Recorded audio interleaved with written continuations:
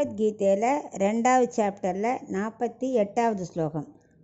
யோகஸ்தக் குரு கர்மாணி சங்கம் த்யக்த்வா தனஞ்சய சித்ய சித்யோ சமோ பூத்வா சமத்வம் யோக உச்யதே. இப்போ இதுக்குள்ளே அர்த்தத்தை பார்க்கலாம். இந்த சமத்துவம்னு இந்த ஸ்லோகத்தை சொல்கிறார் இல்லையா, அது எல்லாவற்றையும் சமமாக எண்ணுதல். அதாவது சுகம் துக்கம், இன்பம் துன்பம், வெற்றி தோல்வி எல்லாத்தையும் சமமாக எண்ணணும். கர்மயோகத்தை விடாமல் செய்யணும், அதையும் பற்றில்லாமல் செய்யணும். தனஞ்சயன்னு கூப்பிடுறார். அதாவது தனத்தை, அதாவது செல்வத்தை நீ ஜெயிச்சுடுவ, ஆனால் தாழ்ந்த பலத்தை ஜெயிக்கணும். பற்றுதல் இல்லாமல் செய்யணும், அதில் நீ ஜெயிக்கணும் அப்படிங்கிறார்.